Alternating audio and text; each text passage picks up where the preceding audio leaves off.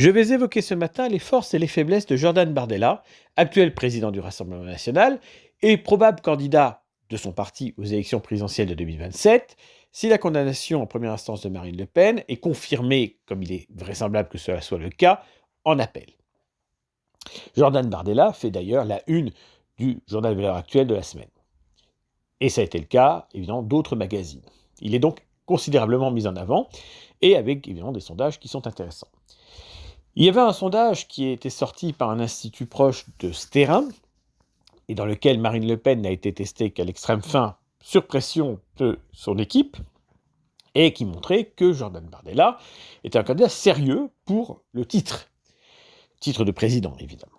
Il gagnerait, sur ce sondage, avec 53% des voix face à Bruno Retailleau, 52% des voix face à Gabriel Attal, et serait à 50-50 au coude à coude avec Édouard Philippe.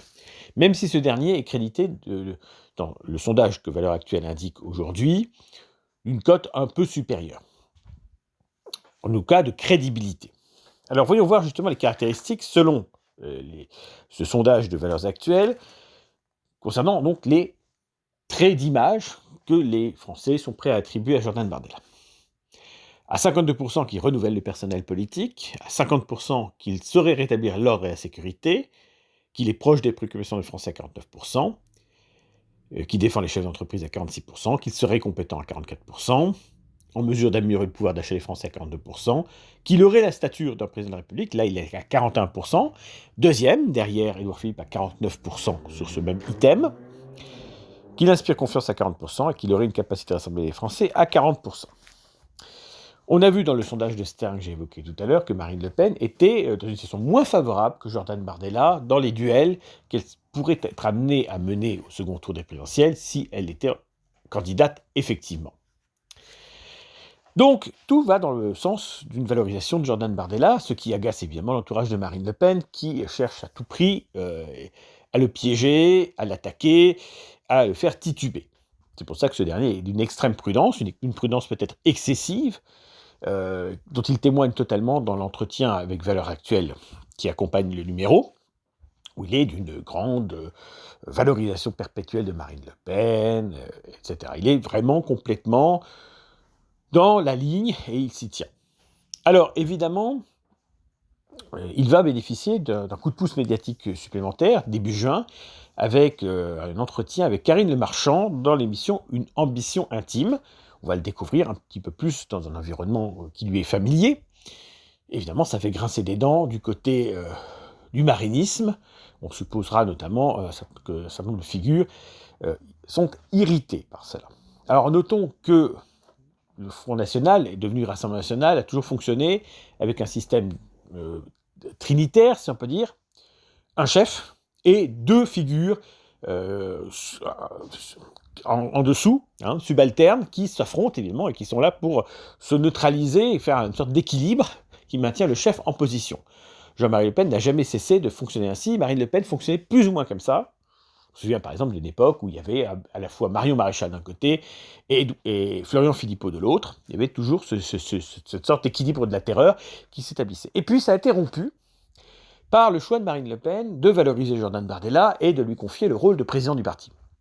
Depuis de nombreuses années, Marine Le Pen est convaincue, même si ça paraît douteux, que le fait d'être présidente du parti lorsqu'elle se présente aux élections présidentielles nuit à son image et l'empêche, d'une certaine manière, d'incarner la fonction. Elle a donc décidé, il y a quelques années, de céder la première place, en apparence, à Jordan Bardella. Bien qu'elle pilote, évidemment, toujours le groupe parlementaire à l'Assemblée nationale, qui n'a cessé de s'étoffer, qui comprend aujourd'hui 123 députés, et même si elle est toujours derrière, bien entendu. Jordan Bardella n'est que président en titre, et il n'a pas tous les pouvoirs d'un président de parti dans les faits réels. C'est toujours Marine Le Pen qui tire les ficelles. Néanmoins, il a quand même gagné des galons, si on peut dire, et surtout, il a une cote popularité indiscutable. On peut penser qu'elle est artificielle, mais elle est néanmoins réelle. Jordan Bardella, c'est quelqu'un qui, globalement, n'a jamais, entre guillemets, travaillé pour la politique, qui a eu des responsabilités locales, secrétaire départemental de la Seine-Saint-Denis par exemple, et qui a connu une ascension extrêmement rapide, peut-être aussi par l'aide du clan. On ne peut pas nier que le fait qu'à un moment donné, en tout cas, il était le compagnon d'une nièce de Marine Le Pen, a pu l'aider considérablement. On a bien vu que l'ascension interne au sein du Rassemblement national de Jordan Bardella était concomitante de cette relation, qui aujourd'hui n'a plus lieu, ce qui peut développer aussi des rancœurs contre lui. Il y a toujours ce côté familial du Front National et maintenant du Rassemblement National, la possibilité de ce parti de se penser sans un Le Pen à sa tête, sans un Le Pen candidat à chaque élection présidentielle depuis 1974, à l'exception de 1981, uniquement en raison du nombre de signatures à obtenir pour être candidat. Alors, Jordan Bardella a donc du mal à prendre son indépendance. Il doit l'essentiel de son ascension à Marine Le Pen. Sans cela, il n'aurait pas été mis en avant, mais désormais, il a passé, on va dire, un deuxième étage de la fusée. Il a une notoriété et une image indépendante. Et cette indépendance-là, il ne l'a pas concrétisée en une indépendance politique.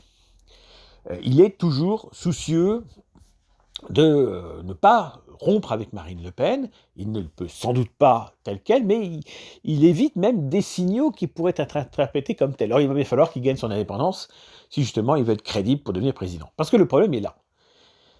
Tant qu'il n'y a pas d'élection, ça reste théorique.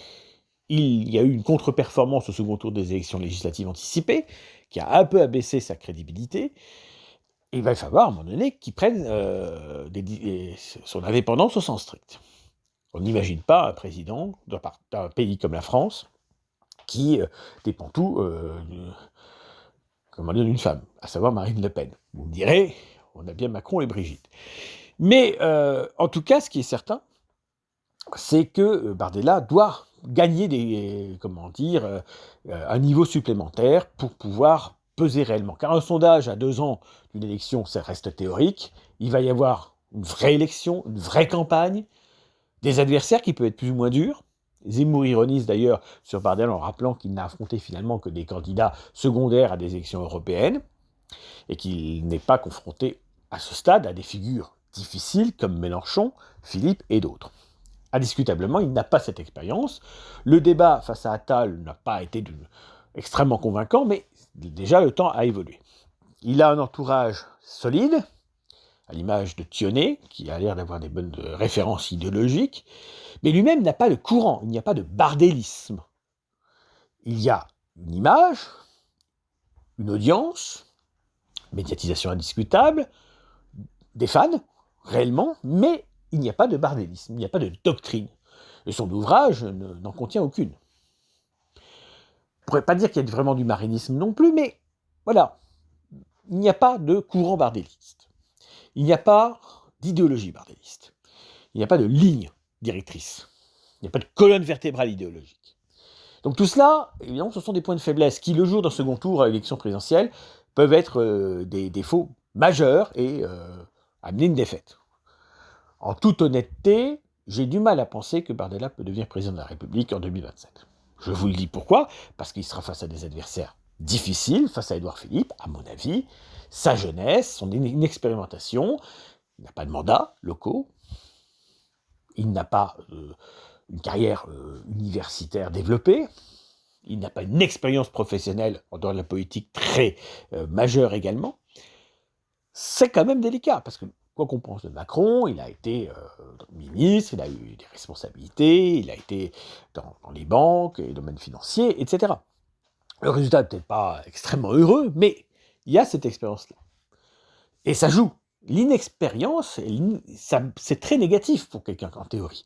Alors, on est dans une société de l'image, on est une société aussi où la colère populaire contre les élites sortantes est très forte.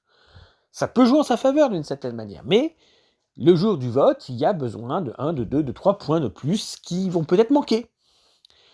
Sachant que le système va bien entendu ressortir sa dialectique de la diabolisation, même si celle-ci est de moins en moins efficace au fur et à mesure des années, ça peut faire perdre 1 ou 2 points qui sont déterminants lorsqu'on a un sondage qui met Bardella et Philippe à 50-50.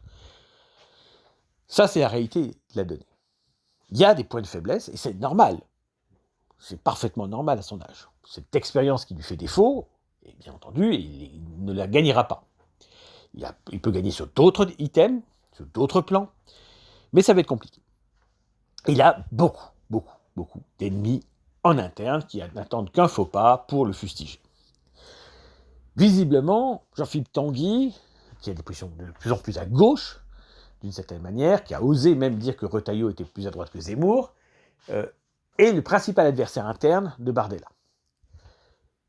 Tanguy est important au sein du groupe parlementaire à l'Assemblée nationale du RN, alors que Bardella reste un personnage associé au Parlement européen aujourd'hui.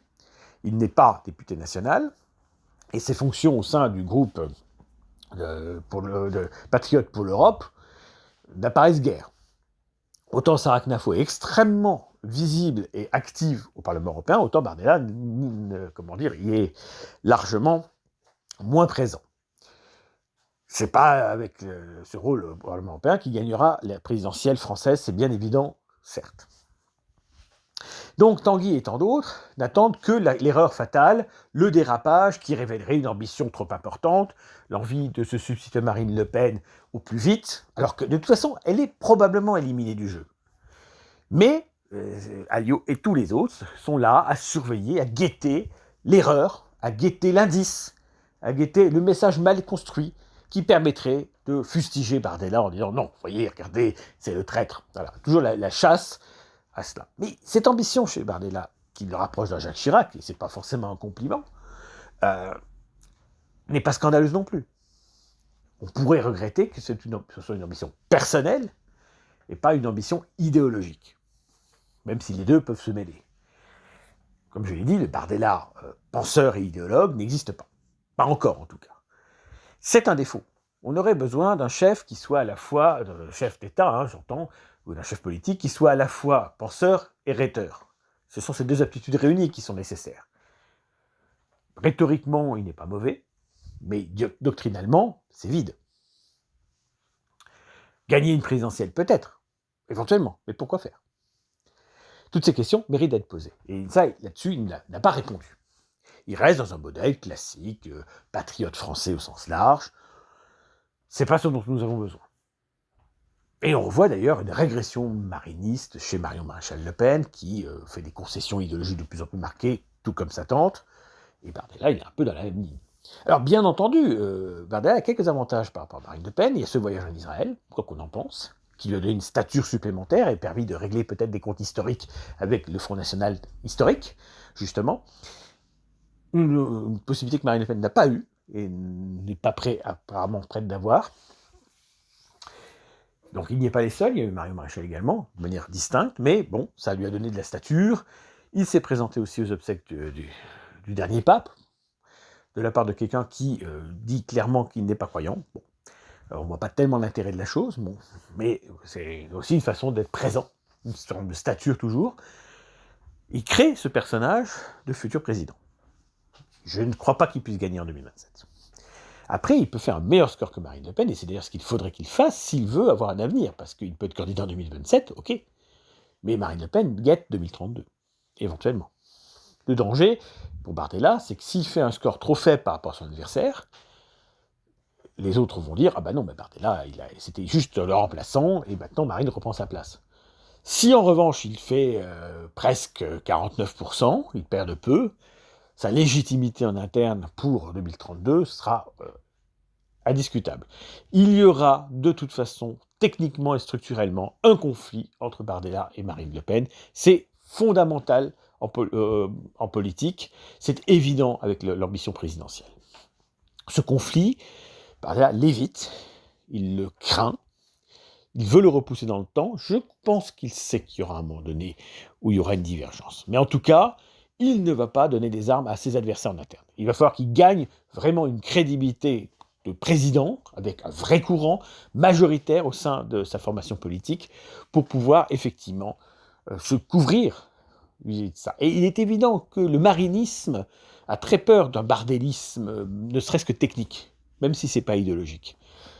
Parce que je pense que Bardella ferait un petit peu quand même ce travail héracléen de nettoyage des écuries de gestes du parti, car il y a vraiment, on va dire, des points de saleté assez nette, et il y a un héritage qu'il faudrait quand même solder. Un héritage que Marine Le Pen est en train de payer dans l'affaire des assistants parlementaires, et qui ne se limite pas à cela. Bardella doit liquider le lepénisme. S'il ne le fait pas, il ne gagnera pas. Mais il ne pourra probablement pas le faire avant 2027. Il ne pourra pas faire ce travail parce qu'il n'aura pas la légitimité suffisante en interne pour pouvoir le faire. Et que son absence du Parlement national, de l'Assemblée dans le cas présent, évidemment, est préjudiciable malgré tout pour tenir le parti. C'est donc pour le moment un binôme Le Pen-Bardella, toujours réactivé, toujours officiel, et jusqu'à quand, on verra. Alors, sur les sujets de société, on n'a pas vu de vraies divergences, par exemple sur la loi sur la fin de vie. Marine Le Pen comme Jordan Bardella ont exprimé leur opposition à cela. En revanche, une partie du courant mariniste, le courant le plus progressiste du marinisme, si vous me permettez l'expression, semble avoir largement soutenu cette loi. Ça fait 19 voix, et évidemment, il y a des conseillers de marine qui ont voté non. Donc, difficile de projeter ce que cela implique, mais il est évident qu'il y a un courant mariniste progressiste qui contrôle malgré tout encore le parti, pour son malheur, et que Bardella est encore très isolé. Le phénomène médiatique Bardella est réel, il est puissant, il est supérieur même à celui de Marine Le Pen, nettement, aujourd'hui, mais en interne, il n'y a pas de phénomène Bardella. Bien évidemment que les électeurs sympathisants adhérents du Rassemblement national soutiennent Bardella si ce Bardella est le candidat, mais en interne, il y a toujours les réticences marinistes, et c'est logique. Marine Le Pen a maintenu cette sorte de cour des miracles autour d'elle qui existait déjà à l'époque de Jean-Marie Le Pen, et donc elle a des courtisans autour d'elle, elle n'a pas de vrais camarades de combat. Ce sont des gens qui sont soumis et qui sont intéressés, tout simplement, par sa réussite, parce qu'il y a des avantages, des postes de conseillers régionaux, de députés nationaux ou européens, tout ça, ça compte. Ça rapporte des indemnités, ça rapporte des avantages retraite et autres, c'est pas rien. Donc voilà un petit peu. Le phénomène Bardella existe, il est indiscutable, mais il est un peu creux, et derrière, comme on est la propagande, il y a un grand vide, qu'il va falloir qu'il comble, s'il en est capable, évidemment. Alors, quels sont les points d'avantage de Bardella ? Premier avantage, ce n'est pas un Le Pen. Il est temps, justement, de délepéniser la droite, et Bardella peut permettre cela. Désormais, il n'est plus associé au clan, d'une manière ou d'une autre. C'est un homme libre, sur ce plan. Donc ça, c'est quelque chose d'important. Mettre fin à la dictature lepéniste sur le parti. Ensuite, cette jeunesse qui le caractérise n'est pas forcément un défaut en tant que tel. On a besoin d'un rajeunissement politique. Alors vous me direz, nous avons eu Macron et ça n'a pas été concluant. Mais, de toute façon, comme je l'ai dit, le risque d'une élection Bardella est limité. Mais il a un rôle peut-être à jouer. Pourquoi pas ? L'article de valeur actuelle, le titre même du magazine, c'est Objectif 2027. Et il précise « Je jouerai un rôle important à la prochaine présidentielle ». J'aurai un rôle moteur en réalité dans cette présidentielle, comme un des gros clients de l'équation. Donc, alors après, évidemment, l'article dit son binôme avec Marine Le Pen pour la France d'après. Bon, ça reste théorique. Est-ce que ce sera un binôme à la Poutine-Medvedev ? Ou il jouerait le rôle de Medvedev d'ailleurs. Est-ce que ce sera en réalité un binôme César versus Pompée ? Bon, il y a des choses intéressantes à dire là-dessus. Voilà, donc où on en est exactement. Donc, Bardella est plus de droite, plus libéral, plus identitaire, plus conservateur. Il n'est pas sur la pose catholique à la Marion Maréchal, qui à mon avis ne marchera jamais en France. Il paraît issu des classes populaires, même si c'est un peu plus compliqué que cela. Il a encore du travail à faire pour être, à l'aise avec le peuple, car on a bien l'impression qu'il l'est moins que Marine Le Pen, de cette manière, après ça s'apprend. Hein. Mais il y a cette dimension-là. Et puis il fait trop gentil, quand même, ça on va dire aussi. Il y a des vidéos et des extraits d'émissions qui circulent, et ça fait le fils de bonne famille qui se tient bien à table. On a besoin d'autre chose. Je pense qu'il y a un petit défaut là-dessus, c'est ce côté trop gentil. On a l'impression parfois, il rougit, j'ai l'impression qu'il est mal à l'aise. C'est une stature de président quand même qu'il nous faut. Donc là c'est l'âge qui joue, et le manque d'expérience qui joue en sa défaveur. Parfois il a l'air un petit peu gamin. Donc, il doit travailler là-dessus, il y a 2 ans pour le faire, et c'est pas si simple. Voilà. Donc, voilà ce que je voulais vous dire sur le cas Bardella, parce que ça reste un gros client de la présidentielle 2027, ça c'est indiscutable, avec des chances de gagner, qui existent, même si je pense que, comme je l'ai dit, à 2-3 points, ça va se perdre, parce que il y a quand même l'effet de diabolisation. On l'a vu au second tour des élections législatives, avec Attal.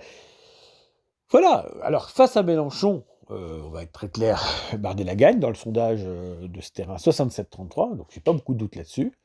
Euh, Peut-être que ça peut arriver. Si la gauche arrive à s'unir autour de Mélenchon plus ou moins avec un vote utile et que le centre se divise, pourquoi pas? Vous me permettrez d'être sceptique.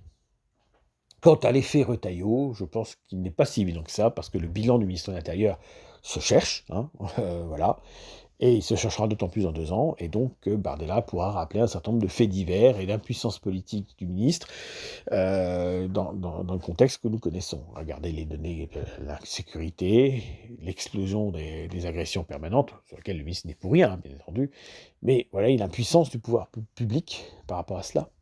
C'est une question qui va être posée, qui sera l'enjeu 2027. Sécurité, immigration, ce sont des thèmes fondamentaux qui vont jouer. À Bardella d'être au rendez-vous. Est-ce qu'il le sera?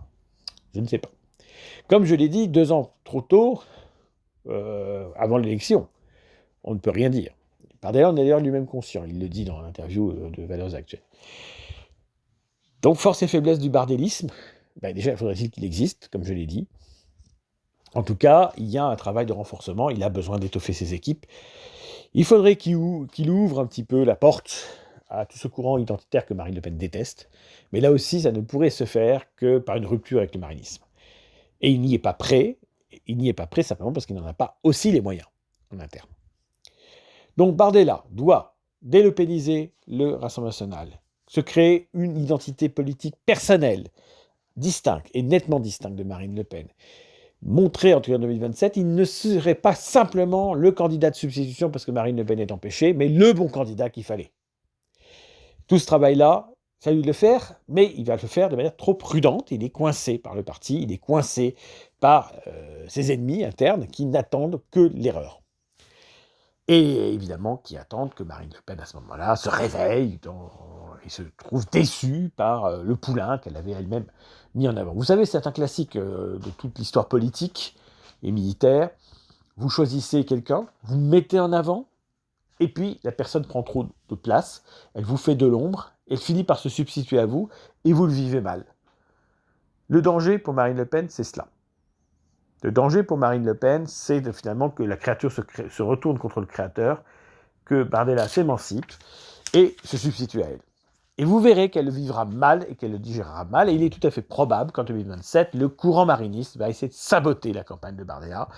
C'est quelque chose que j'imagine bien. Qui a intérêt à la chute de Bardella? Probablement Marine Le Pen si elle veut exister par la suite. Sûrement Marion Maréchal, qui n'a pas particulièrement brillé. Autre personne intéressée par la chute de Bardella, Éric Zemmour, bien entendu, qui table sur l'échec de Bardella et qui imagine qu'en présidentielle, laissant entendre qu'il sera candidat pour 2027, Bardella ne tiendra pas et que Zemmour sera le véritable candidat de substitution de la droite nationale. Je crois qu'il se fait des illusions, vraiment. Et je pense que Bardella n'est pas face à des adversaires redoutables. Mélenchon ne sera pas aussi haut cette fois-ci, je ne le crois pas. Et Édouard Philippe sera prenable quand même, parce que c'est pas un héros de la Révolution, hein, faut être honnête. Voilà où nous en sommes exactement. Alors 2027 est aussi la menace de 2032. Si Édouard Philippe devient président en 2027, ça fermera la porte à un retour de Macron en 2032. Hypothétique retour. Parce que, évidemment, Édouard Philippe sortant aura toute légitimité pour recandidater. Si Bardella échoue de peu, les chances qu'il soit renouvelé comme candidat du Rassemblement national sont fortes. S'il échoue trop nettement, par exemple 55-45 même, qui serait déjà un très bon score, Marine Le Pen aura envie de revenir dans le jeu. Pour que Marine Le Pen revienne dans le jeu, il faut que Bardella gagne, et là elle sera coincée, ou qu'il perde de peu. Mais il va falloir qu'il referme la porte de Marine Le Pen 2032, très rapidement, tout de suite après 2027. Là, il faudra, fort d'un bon succès, bon résultat, il faudra qu'il ferme la porte immédiatement, qu'il dise je suis candidat dès le départ pour le prochain. Il devra fermer la porte immédiatement. Là, ça se passera très mal, et là, il y aura un conflit interne au RN. C'est évident. S'il est élu président, la légitimité, évidemment, sera totale. Mais je ne le crois pas. Capable, aujourd'hui, dans le contexte actuel, et à cause des points de défaillance qui sont les siens, qu'il puisse gagner. Il perdra de peu, mais il perdra.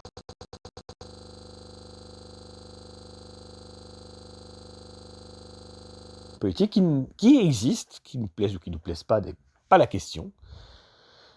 Mais c'est aussi peut-être la seule façon de mettre fin au lepénisme en France. Là est l'intérêt de l'équation, peut-être aussi. Le barthélisme ne sauvera pas l'Europe, ça c'est clair.